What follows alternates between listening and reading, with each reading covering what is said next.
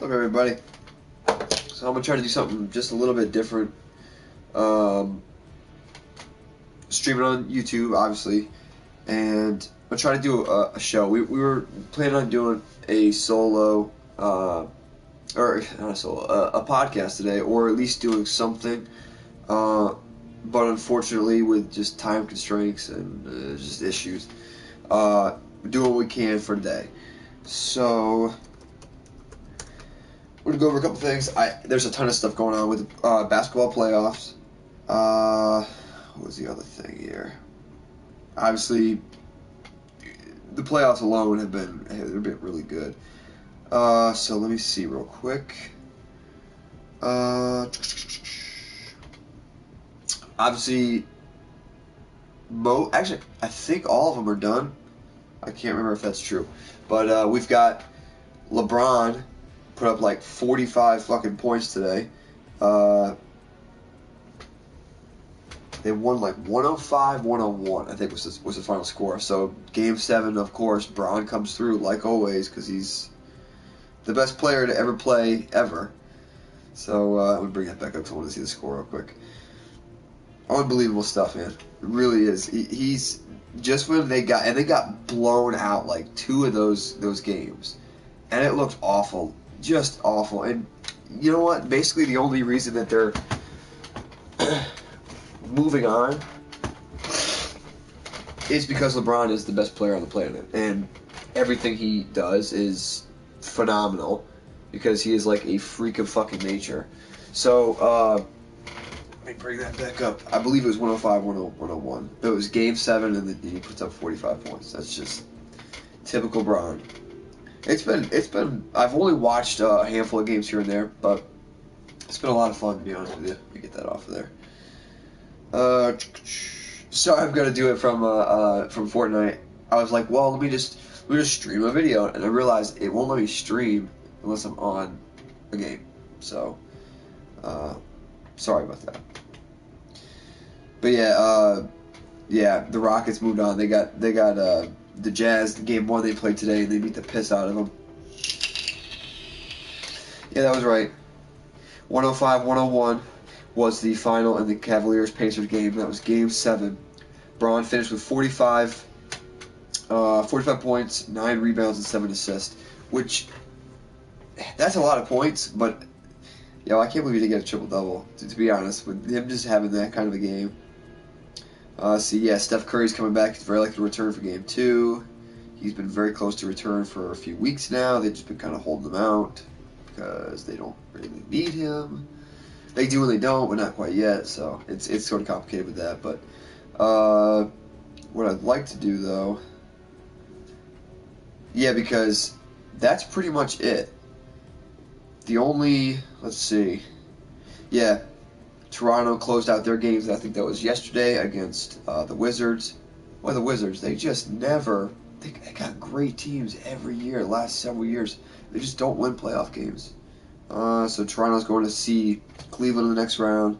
The big surprise, Philadelphia. They're moving on. I mean, everybody kind of wanted to pick them because they're like a young, stunning team, but they're moving on to play Boston, which actually I think that is the big surprise. Boston beating Milwaukee, which was favored in that series.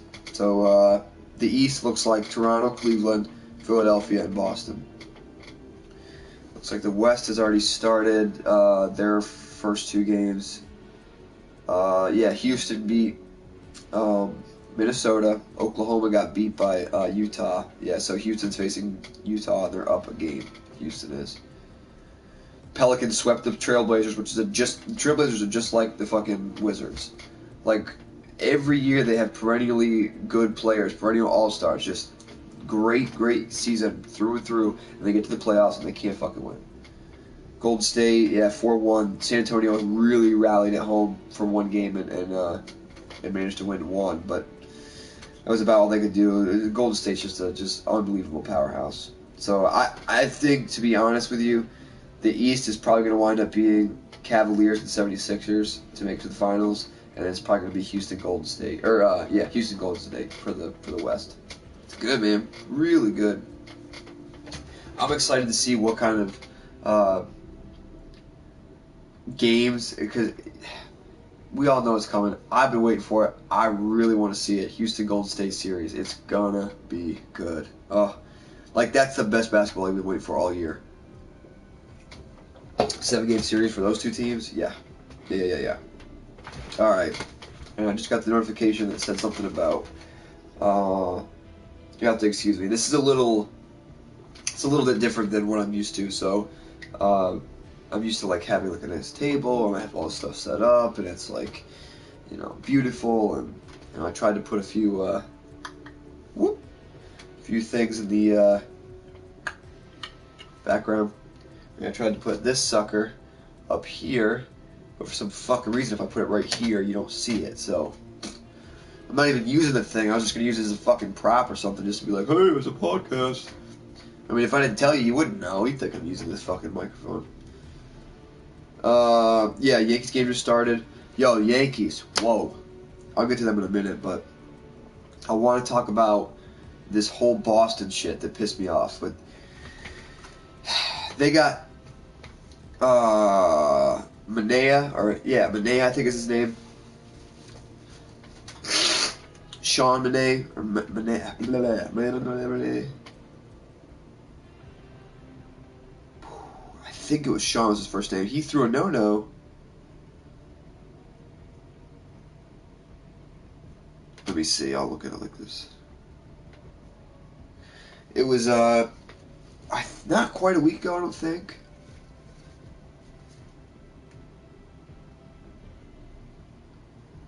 Yeah, here we go.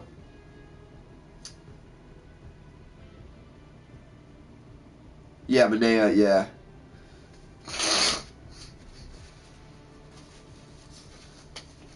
He no-no'd Boston. And what was funny is that, for the most part, what if like I'm not quite centered? Yeah, that's alright, fuck it. I got shit behind me anyway. Boston was on a absolute tear, just hot streak, going miles past people, just blazing by teams, just like never looking behind them. They were up to like, oh shit, I don't know. They were up to like 18-2 or 18-4, something like that. They were flying. Sean Manaea.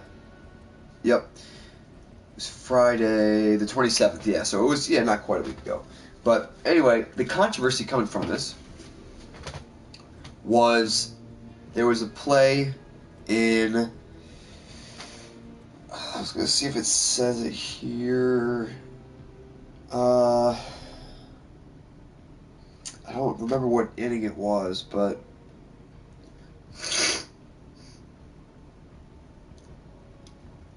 it's not gonna. I don't think it's gonna talk about it, but there was a ground ball hit, and I think it was back to the pitcher or something. Anyway, I think it was back to the pitcher. He went to go tag. It was Benintendi, their young blossoming bright star, who was a good player, but he's just gotten this fucking attitude lately that I don't like. But anyway, so he went up the line, weak ground ball. Guy goes over to tag him, and he like runs like fucking five steps, like not feet, like 5 steps, like way the hell out of the baseline, jumps around and slides into first base. Like, come on. The umps came right over and just pointed at him and ruled him out because he never tagged him. He went so wide that he missed the tag. And what pissed me off about it was that he came out and pissed and moaned and bitched and was like griping about, oh, I'm safe, blah, blah. This is why I don't like Boston. It's because shit like that. After the game, he swears that he got a true hit and that the no-hitter shouldn't stand. It's not a no-no in my book because I'm the greatest player ever played and I wasn't out there and blah, blah, blah, blah. Yo, can you like step aside from your fucking egotistical asshole world for just a second and appreciate what this young dude did? Like, can't you just do that, please? I don't get it, man. I guess something that has to do with like living in Boston. It's like your brain develops this like ego sector of the brain that's like never willing to just say to somebody, oh, by the way, that was a great fucking game, we were on a tear too, and way to stop the crazy winning streak, sucks for us, but man, that was a gem. I mean, this has only been so many hitters in the history of time. I like just step away from your shell for a minute, like that's what ultimately what drives me crazy, because you're not appreciating what just happened, what had just taken place. So I don't know. I'll let it be that, but you gotta appreciate when something happens. Like, just like if the Yankees got no-no'd, I'd be pissed. I would be pissed, especially if there was a play like that, very similar, where it was a bang play. Hope that he stayed in the base path, but rule is a rule, bro. You went way the fuck outside the line. It wasn't like a couple of steps like they allow you, especially being towards first base. They're not going to be leading on you towards first base. In between second and third or so, maybe third to home or whatever, first second. That's a little bit different, but bro, regardless, it was a good streak because, or it was a good game because ever since then Boston's been real rocky. So we needed that bad for Yankees fans. But there was another. Let's see. And Boston won today. They're up to 20-7 overall in the year. Yeah, so they're fine. Yeah.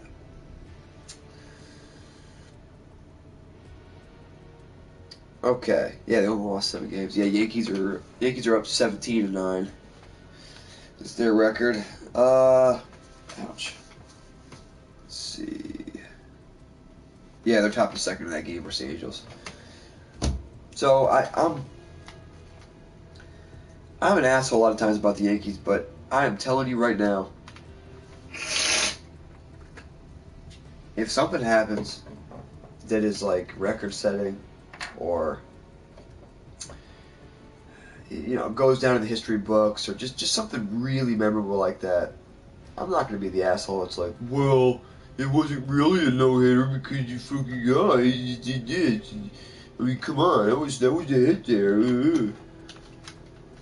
Especially when it fucking wasn't. I don't know. I've about had it with the Boston bullshit altogether. Them beating the brakes off us in that series last year that really decided the AL East. When later, a couple weeks down the road, it was found out that they had been fucking cheating by using Apple Watches, fucking beaming in there. It's going to be a fastball low and away. Yup, swing, crack, there it goes. Yeah, they scored like a combined, a Yankees bullpen and a Yankees staff that was heads and leaps and bounds ahead of the league. Just a collective group of awesome pitchers that all of a sudden surrenders like 28 runs in like 3 games or some shit like that. It was just unbelievable, the amount of runs. And it was because Boston was fucking cheating. And it's just bullshit, man. I just did that.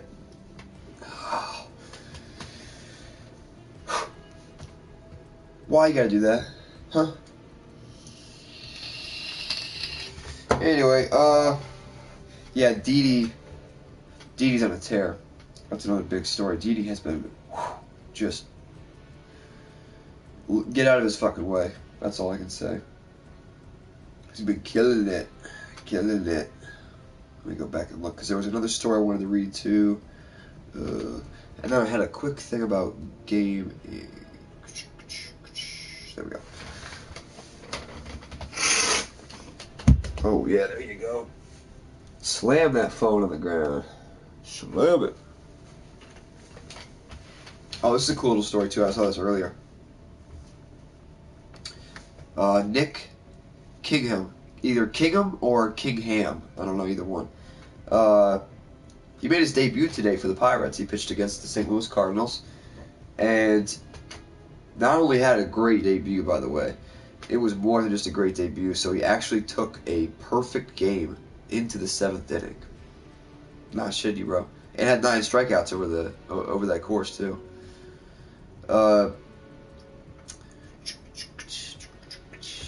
Yeah, where was it? Somebody finally got the call. So yeah, carried a perfect into the 7th inning, struck out 9 of over 7 scoreless innings, and picked up his first big league win. Yeah. So I guess they didn't want to like push it past 7 as much. Yeah. It wasn't like it got broken up with a hit. He just got pulled. Oh. Oh, he was perfect through 6 2/3. Okay. Gotcha. Yeah, that's. I wonder. I wonder what the whole deal with that is. Like, how? What's the best major league debut for like a hitter and a pitcher ever? That's a good question to look. Cause that's cool as shit. Yeah, I picked him up on the fantasy baseball already. Because this dude is big. He's a big, strong-looking kid, and you know, you come up make major league pitchers look that bad, and you're comfortable with it on your debut. That's a really good sign for the future. So I'm gonna give the kid a shot. Fuck it. Oh, and by the way, I can call him a kid because he's younger than me. Oh, never mind. All right, this guy, he's 26. He's like, wherever he turned. I'll be 26 in a couple months. 26 in June. All right, so oh, funny story here. So Pablo Sandoval, the panda, right? Panda, out in San Francisco for the Giants. He came in. I guess they had some kind of a shortage of pitchers or extra game. I don't know what exactly happened. I'll have to look and see, but because it's probably on here somewhere. But he came in and pitched a 1-2-3 inning, just 3 up, 3 down. Fuck. He's a third baseman. I don't think he's ever played catcher or anything, but he's a third baseman by trade. So, where is it? I know it's probably in here somewhere. Wow, Yasiel Puig plays on the DL. My poor brother is just struggling with his fantasy team this year. It is just so rough. I feel for him. Because I want him to compete, you know. I don't want him to win, but I want him to compete. That's what's fun about the league is when everybody's like clicking. It's just like a fucking juggernaut of you know, offense and pitching and just having fun with it. Oh, here it is. Perfect. Panda pitching alert. Sandoval fires a perfect ninth. Yep. Giants-Dodger baseball is serious business, but Pablo Sandoval's joyful spirit gave one of sports' most intense rivalries perhaps its funniest moment ever. Yep, Sandoval, third baseman by trade, pitched a 1-2-3 ninth inning for the Giants in their 15-6 loss Saturday to the Dodgers. Okay, so they just had him in there just because they were getting the piss beat out of them.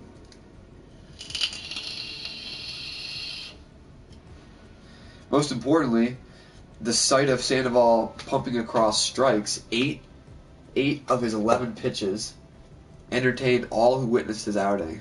That included the Dodgers, whose closer Kenley Jansen laughed helplessly as he watched Sandoval. That's so good, man.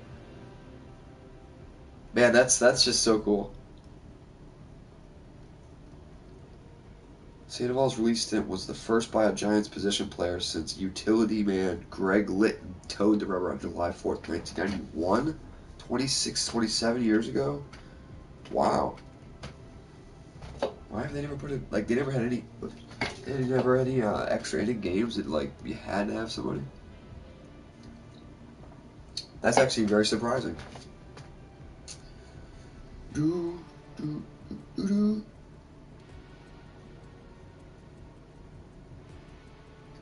There was another... God almighty. I am so sick of stuffing this. Get it back out in pollen. If I get up and moving around, it's not too bad, but when I sit still for some reason, it's just clog city. Oof, yeah. I tell you what, as a whole, the baseball season this year has been very weird just because of how many injuries. Key players getting injured. I am not really sure why, but I just wish it would just be they're gonna happen. I get that, but I just wish it would be like it used to, I guess, or like it used to be. I don't know. I really I feel like the game has been moving in the right direction, but just not. I don't know. It's just weird to see all the injuries. I can't really just blame it on one thing or another. I don't know. Oh, my controller disconnected. Really? Is that what you're gonna do to me? Gee, thanks. Okay. At least I know the auto shut off still works. Power save mode, baby. There was another story I saw.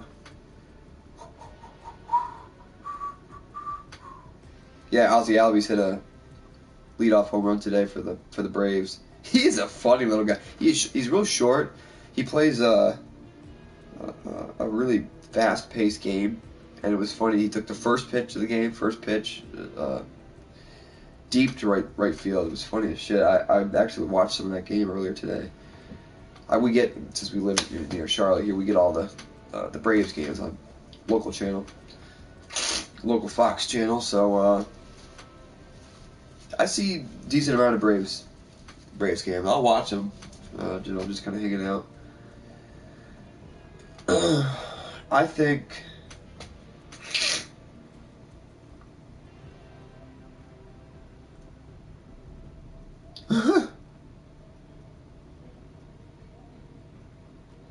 Okay.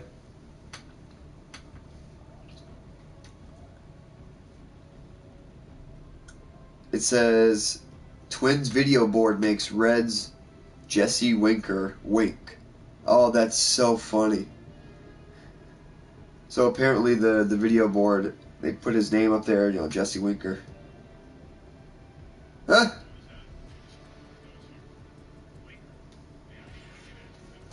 Oh, God, that's so good. They put his face up there, with his stats and all that, 'cause he's up to bat. And you can actually see the right eye. Just go, whoop. That's funny as shit. Get it, because his name is Jesse Winker. Yeah, Trumbo's coming back soon. See, look at all these. Leaves game early, placed on DL. I mean, these stories are just like, there's so many injuries. That's crazy. Oh, this is the one I saw. Okay. Dodgers first baseman Cody Bellinger.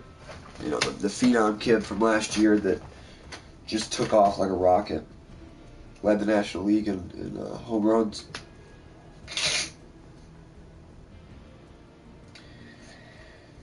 Bellinger pulled for lack of hustle versus Giants. That's the headline. Dodgers first baseman Cody Bellinger was removed from Sunday's game against the Giants in the bottom of the sixth inning, replaced by Max Muncy.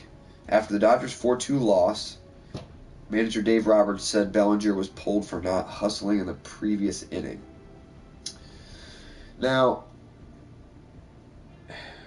he's a big boy, but like he's tall, so he's not really fast. He's a first baseman, but he's young. Bellinger led off the fifth inning with a double, but was doubled off. Oh, it was doubled off second base on Kyle Farmer's line drive. Oh, he remained in the game another inning before being removed. Okay. So I guess, I see the play real quick. I guess they're getting sick of that. There's a lot of players that have been doing that lately.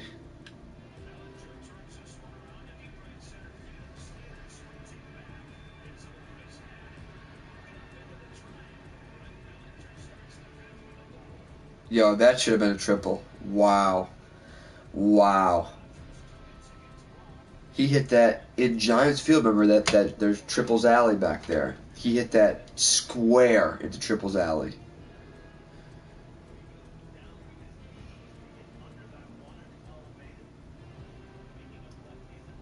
Why did he not run?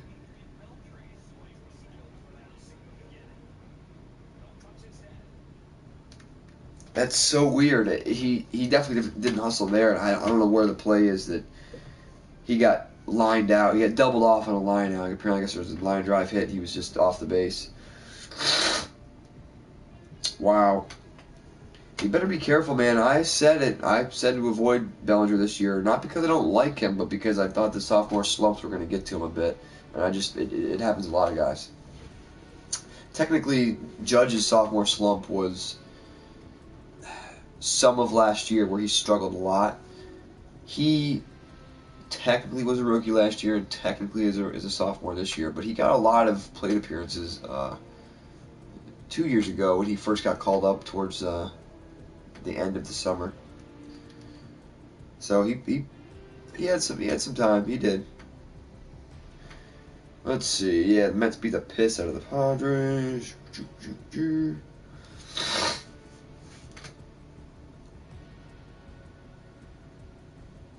Okay, and Ohtani's hurt now with a sprained ankle. He's going to miss the start. I'm telling you.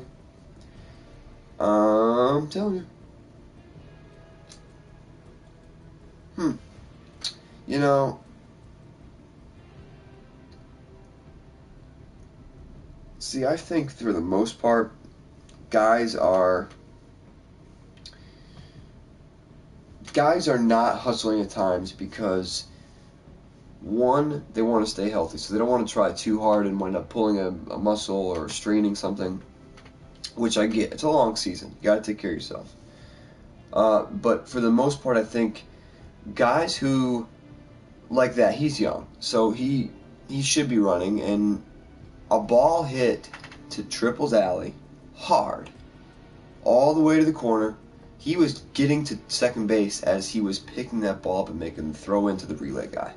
He probably could have gotten to third base standing up. Maybe not, but I think he could have safely got in there pretty easily to third base. But because he was slow out of the box, slow rounding first, when they showed him, he was just kind of just jogging around it, leaning his angle. You gotta watch that shit. I mean, you really. It's a fine line between hustling at not hustling and only hustling for certain specific situations. Because there are times where, yeah, you'd be like, oh, well, if you'd hustled, you'd have got that, or if you'd, yada, yada, yada. But like I said, it's a long season. You want to make sure you're around for most of it anyway.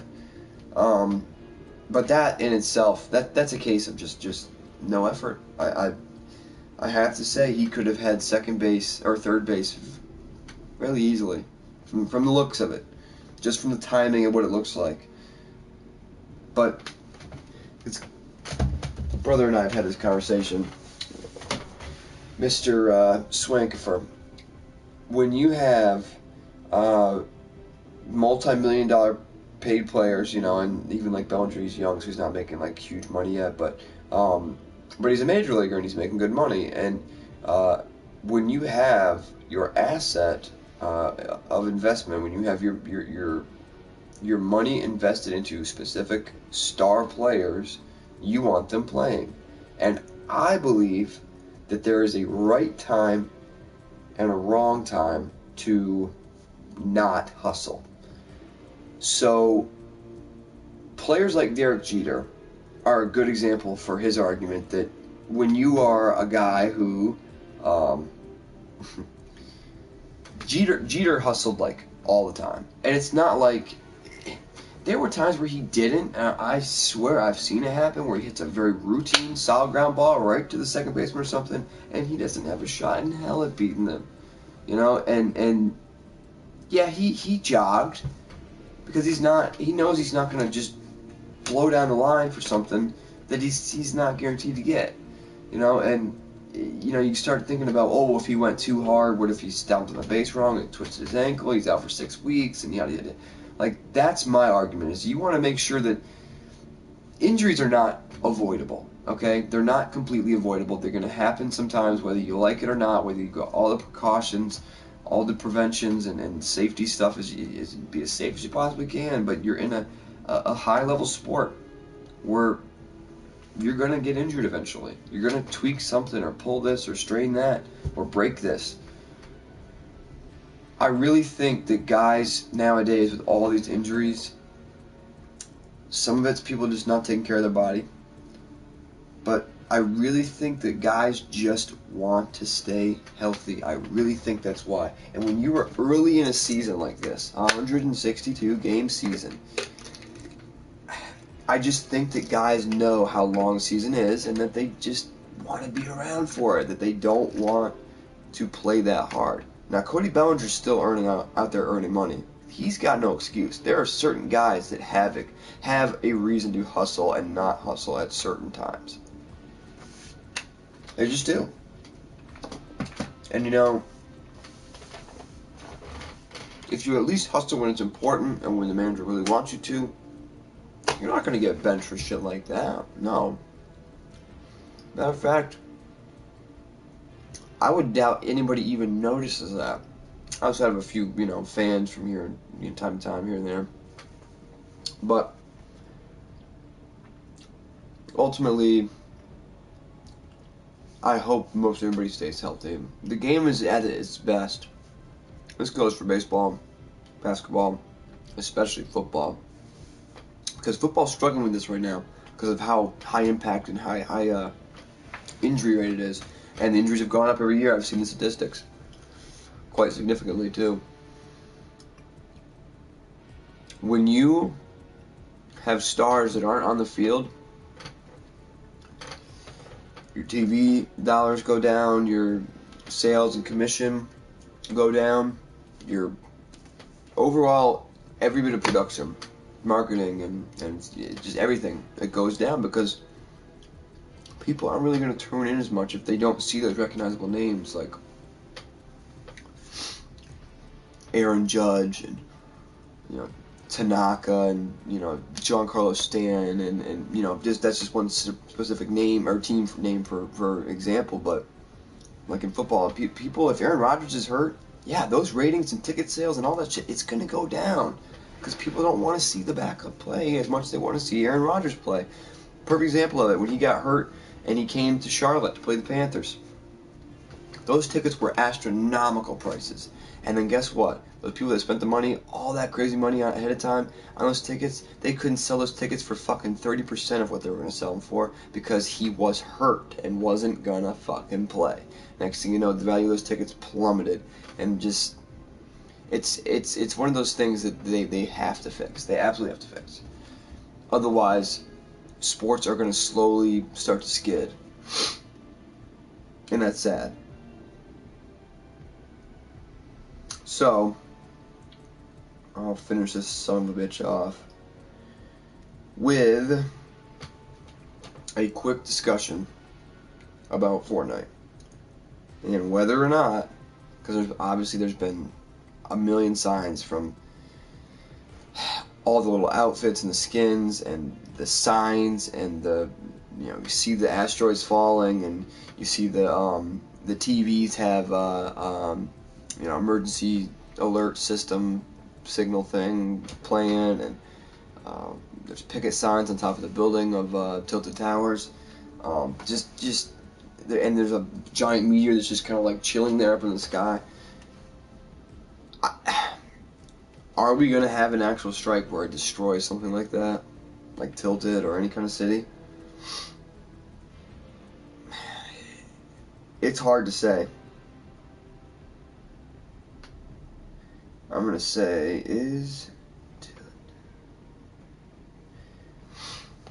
I really think that they're in the making for either a new map or a new chunk of the map.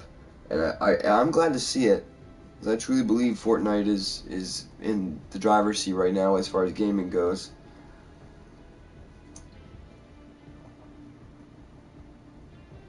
Yeah, that's right. I did hear rumors about there was a leak saying that the hitting meteors are going to destroy Dusty Depot, not Tilted Towers, which I wonder about because why the fuck would they destroy? I mean, Dusty Depot sucks. That's fine. I'm done with that. But why would they do that instead of Tilted? I'm telling you, Tilted, and Swank first brought this to my attention, but Tilted is the reason why the mid game is so quiet, because you lose anywhere from 20 to 50+% of the people in the game. The people in that server, that particular server, within the first couple of minutes of the game.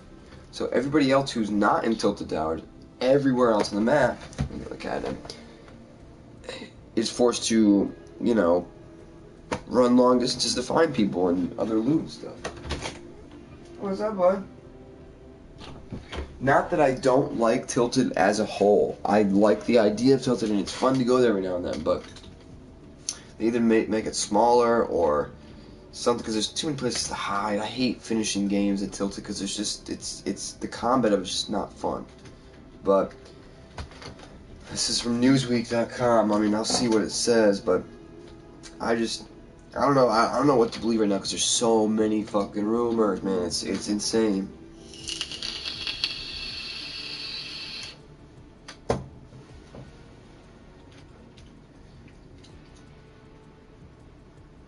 Yeah, the meteor started falling earlier this week.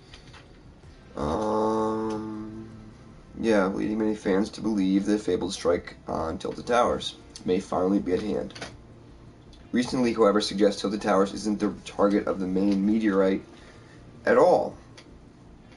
The information was first posted Monday evening by Internetadan, okay, on subreddit, since deleted. Luckily, Fortnite Insider managed to capture the thread before it was taken down. First and foremost, the leak establishes credibility by predicting Season 4 superhero theme 3 days before its official reveal on Thursday. Okay. It says the upcoming Battle Pass will include at least 2 hero skins and 2 villains. If that's true, it's possible prior to speculation about DC's involvement in Season 4.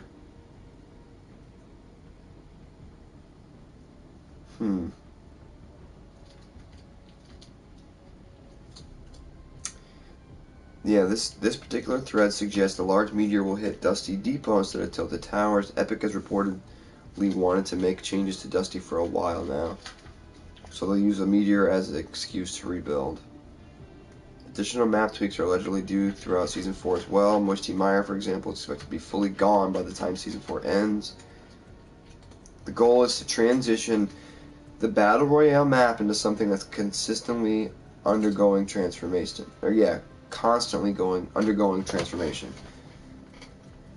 So locations like Moisty Mire and Dusty Depot change. Players will be able to watch construction progressively happen as new structures appear. The source says this is something Epic's developers wished they could do when adding Tilted Towers.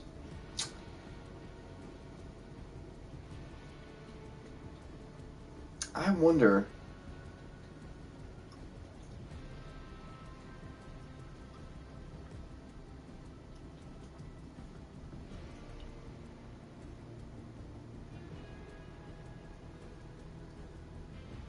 See, yeah.